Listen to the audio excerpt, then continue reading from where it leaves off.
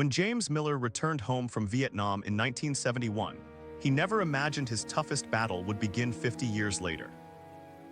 At 73, a routine hospital visit for pneumonia turned into a 3-month stay that nearly broke him. "I thought my life was over," James told me, his voice cracking slightly. "One day I'm independent, the next I'm hooked to machines, unable to even sit up without help." After surviving Vietnam, after building a life back home, "This is what would take me down." A hospital stay at 73, but James' story didn't end in that hospital bed. What happened next changed everything, not just for him, but for his entire approach to life after discharge. James Miller had always been the definition of self-sufficient. A Purple Heart recipient who served as an Army medic in Vietnam from 1969 to 1971, he'd spent his life helping others. After his military service, he worked as a high school history teacher for over 30 years in his hometown of Burlington, Vermont. His students remember him as the teacher who never missed a day, who coached baseball in the spring and organized Veterans Day assemblies every November. "I was always the caregiver, never the patient," James explains. "My wife Martha passed in 2015 from cancer. I was by her side every minute. My kids tried to get me to accept help, but I couldn't. That wasn't who I was." But in January 2022, a persistent cough turned serious. By the time his daughter Sarah convinced him to go to the emergency room, James had developed severe pneumonia. What should have been a week-long stay spiraled into complications, respiratory failure, followed by a hospital-acquired infection, and then a fall that fractured his hip while still admitted. 3 months. I spent 3 months in that hospital.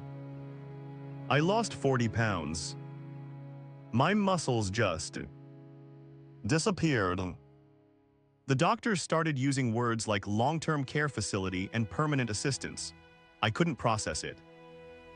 This wasn't supposed to be my story. The day before discharge, a physical therapist asked James to try walking with a walker. He managed just 3 steps before needing to sit down, exhausted and humiliated. I remember looking out the window at people walking by on the sidewalk, just normal people doing normal things. And I thought, that will never be me again. That was my lowest point. I truly believed my independent life was over. The transition from hospital to home is something we rarely talk about honestly.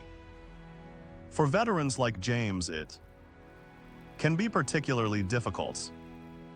Studies show that nearly 40% of patients over 65 experience some form of functional decline during hospitalization, regardless of the reason they were admitted. For veterans, particularly those with previous trauma, this loss of independence can trigger profound psychological challenges. "They sent me home with a binder full of instructions," James says, laughing without humor. "Medication schedules, therapy appointments, dietary restrictions, exercise plans. It was like being handed a manual for a life I didn't know how to live." His daughter Sarah moved in temporarily to help, but the adjustment was rough on both of them. "I couldn't shower alone. I couldn't cook. I couldn't even get out of bed without help." Do you know what that does to someone who's been independent their whole life? Someone who's survived war. It strips away your dignity, your identity. The statistics bear this out.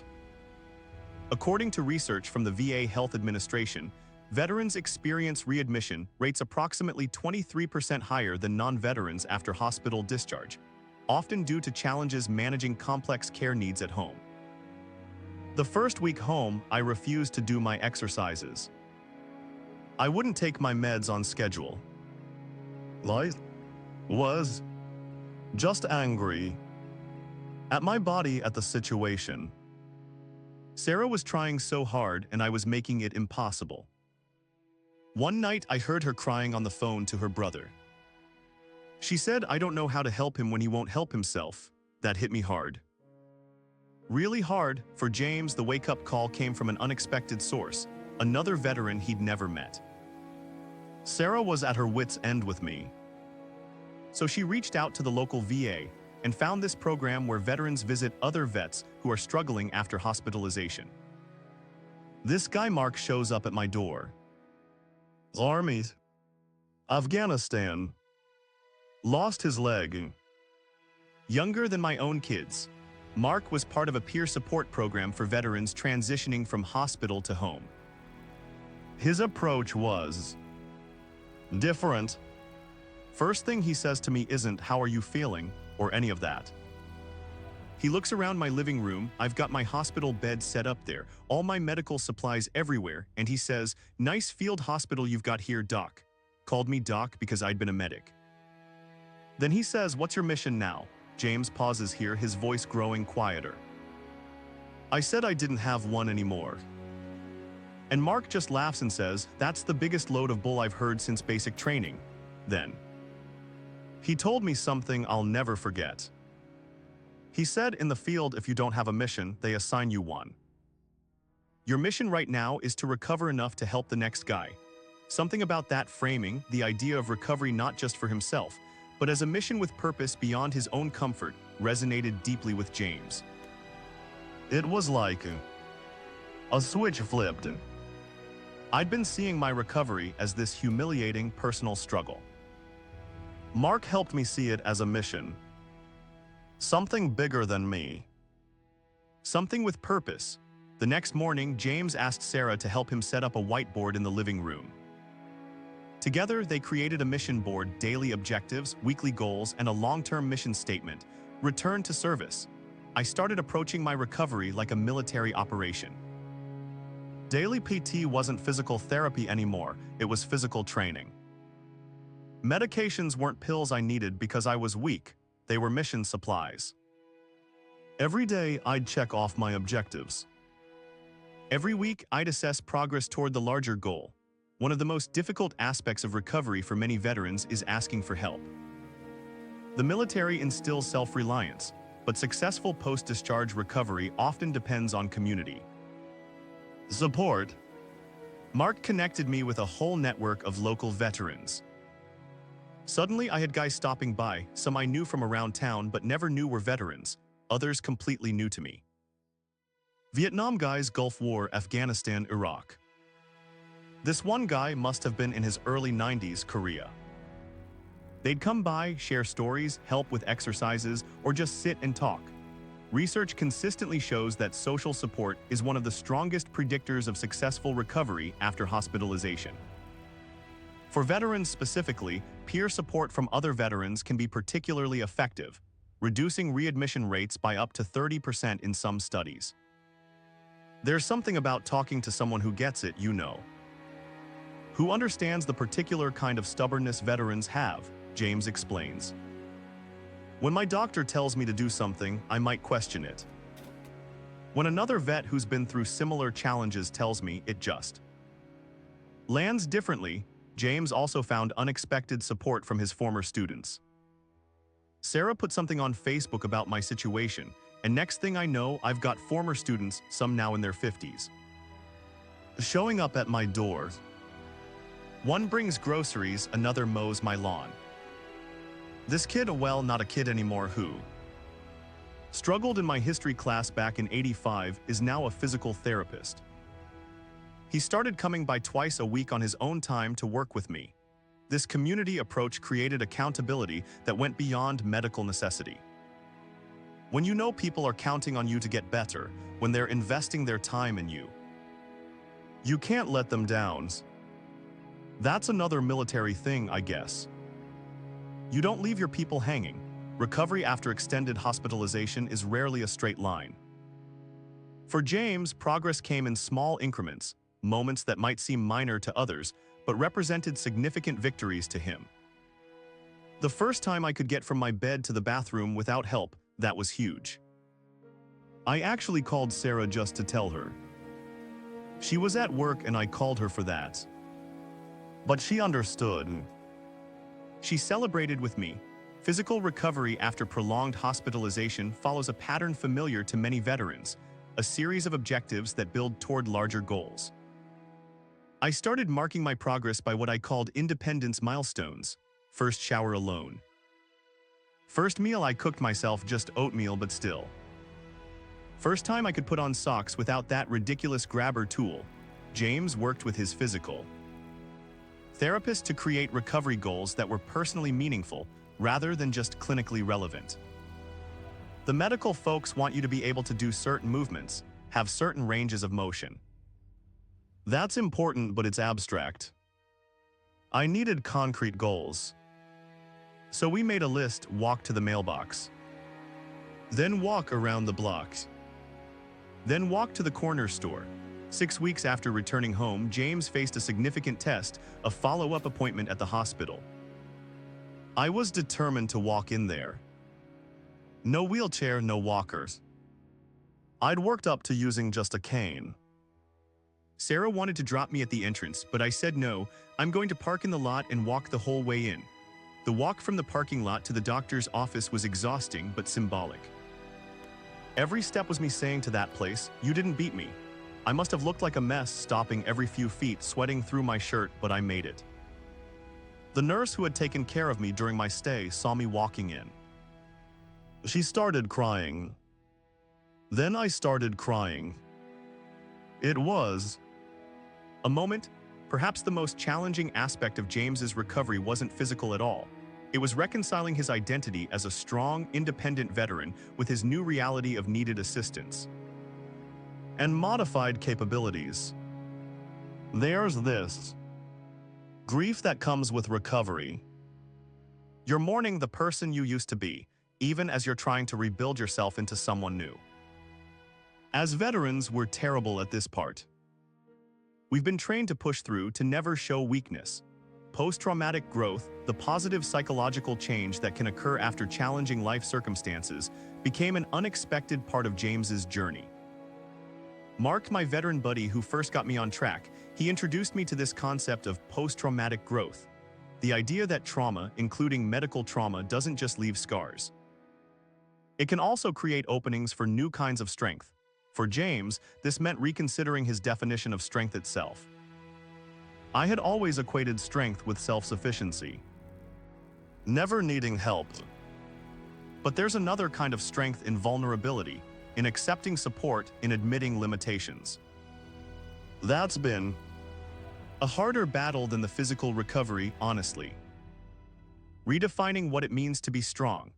3 months after returning home, James reached another turning point when he attended a support group for veterans dealing with health challenges. I went thinking they could help me, but something unexpected happened. As I shared my story, I realized I had insights that were helping others.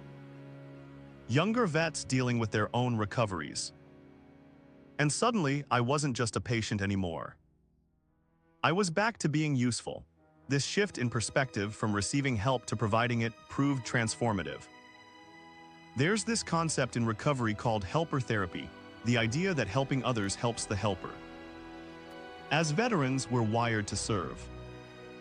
Finding ways to be of service, even while still recovering yourself. That's powerful medicine. One of the most valuable insights from James's journey was learning to effectively navigate the complex healthcare system, something many veterans and their families struggle with after discharge. Between the VA and Medicare and private insurance, it's a maze. And when you're not feeling well, when you're already stressed, it's overwhelming. I was a teacher for 30 years. I thought I was pretty good with paperwork and systems.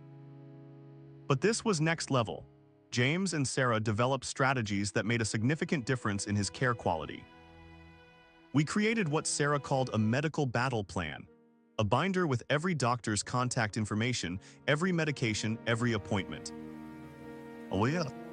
Took notes during every conversation with healthcare providers. We learned to ask 3 essential questions. What are my options? What are the trade-offs of each option?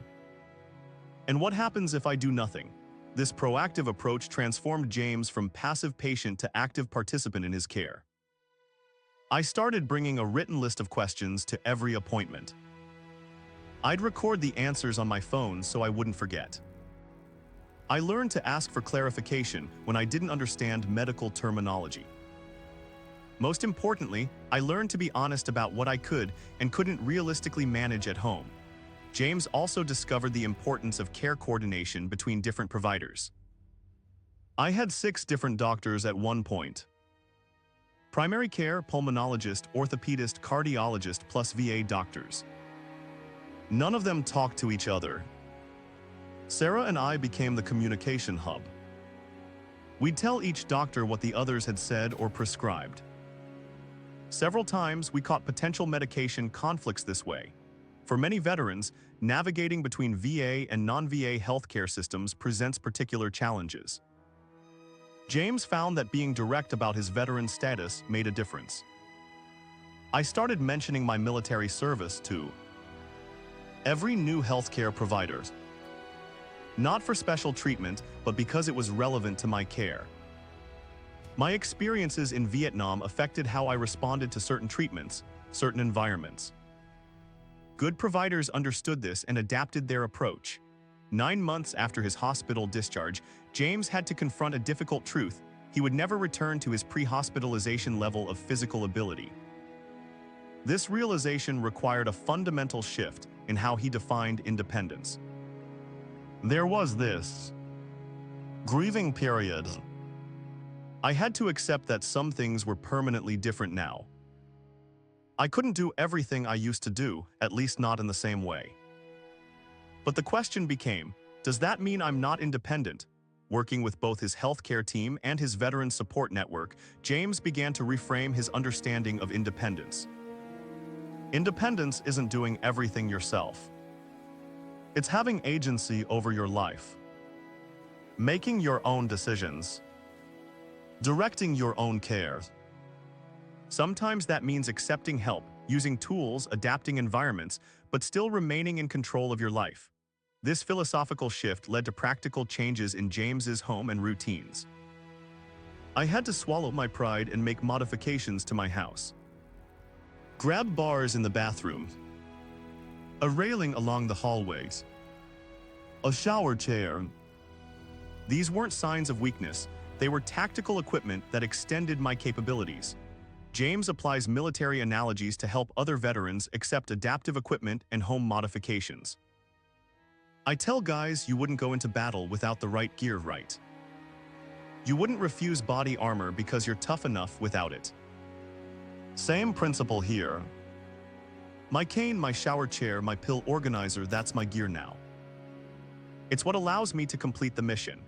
1 year after discharge, James made a decision that reflected his new understanding of independence.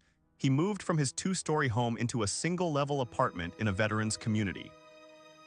This was a choice I made, not something forced on me. That's the key difference.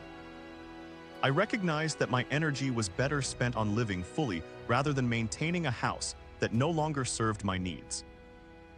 That's not dependence, that's tactical decision-making. As James approached the 18-month mark post-discharge, his recovery journey evolved into something new, a mission to help other veterans navigating similar challenges. Remember that mission statement I put on my whiteboard? Return to service. Well, the nature of that service changed. I couldn't return to teaching full-time, but I could share what I'd learned through this process. James began volunteering with the same peer support program that had connected him with Mark during his early recovery. Now I'm the guy showing up at veterans' homes after they've been discharged. I bring this kit a whiteboard, some markers, a notebook, and a challenge coin from my unit. First thing I do is help them set up their mission board. Then we talk about the real stuff, not just the medical challenges, but the mental ones. The identity stuff. This new role has given James purpose that extends beyond his own recovery. When you've been through something difficult, you have a choice. You can try to put it behind you, pretend it never happened. Or you can use it, turn it into something valuable for others. That's what I'm trying to do now. James has also become an advocate for improved discharge planning and post-hospital support, particularly for veterans. The gap between hospital and home is where so many people fall through the cracks. Especially older veterans who may be isolated or too proud to ask for help. I've started speaking at VA events, sharing my story. pushing for better coordination and support systems. His advocacy has expanded to include working with medical students at the local university, helping future doctors understand the unique needs of veteran patients. I tell these young doctors to be, when you have a veteran patient, especially an older one, look beyond the immediate medical issues. Ask about their support system. Ask about their home environment. And most importantly, give them a mission, not just a treatment plan. 2 years after his hospital discharge, James reflects on how his perspective has changed, not just about recovery, but about life itself. I used to think resilience meant bouncing back to exactly who you were before. Now I understand it's about bouncing forward, becoming something new that incorporates both who you were and what you've experienced. James no longer sees his health challenges as separate from his identity as a veteran. This recovery journey, it's not disconnected from my military service. It's a continuation of it. The same values that got me through Vietnam, perseverance, adaptability, camaraderie, they're what got me through this. And just like after Vietnam, I'm not the same person I was before. I'm someone new at 75. James has developed a philosophy about aging and health challenges that he shares with other veterans. We've been trained to fight. So when illness or aging happens, our instinct is to see it as the enemy. But sometimes the wiser strategy isn't to fight against your new reality, it's to adapt to it. To make a strategic alliance with your limitations so you can continue advancing toward what matters most. This perspective has brought James an unexpected sense of peace. I'm not going to pretend I'm glad this happened. I wouldn't wish that hospital experience on anyone. But I can acknowledge that good things have come from it. I'm closer to my kids. I've connected with a community of veterans I might never have met otherwise. I have purpose that's deeply meaningful to me. James continues to set goals for himself, though they look different now. My goals these days aren't about getting back what I lost. They're about making the most of what I have. Last month, I took my grandkids fishing. I needed help with some parts, carrying gear, getting in and out of the boat, but I was there. I taught my grandson how to bait a hook. That's a victory that matters more than whether I can walk without a cane. James Miller's journey from that hospital bed to where he is today wasn't a straight line. It had setbacks, frustrations, and moments of profound doubt. But it also had breakthroughs, community, and rediscovered purpose. When I said I thought my life was over in that hospital bed, I meant it. I couldn't see a path forward. But what I've learned is that sometimes when one path ends, another begins. Sometimes what feels like the end is actually just a difficult transition to something new. For anyone facing their own recovery journey, especially veterans struggling with the transition from hospital to home, James offers this perspective. Your military service taught you how to face difficult missions. It taught you to adapt, to rely on your team, to find ways forward when the original plan falls apart. Those same skills apply here. This is just another mission. Different terrain, different objectives, but the same resilience that got you through before will get you through now. Today, James continues his volunteer work with discharged veterans, meets regularly with his support group, and recently started writing a guidebook for veterans navigating post-hospital recovery. If you're watching this and you're in that dark place, maybe just home from the hospital, wondering if life will ever feel worthwhile again, I want you to know something. This isn't the end of your story. It's just a difficult chapter. You still have purpose. You still have value. And there are people ready to help you find your way forward. If you or a veteran you know is struggling with the transition from hospital to home, reach out to your local VA's peer support programs. Or visit our website at Hospital to Home.org, where we connect veterans with resources, support groups, and peer mentors who have walked this path before. Remember what James learned: recovery isn't just about getting back to who you were. Sometimes it's about discovering who you can become.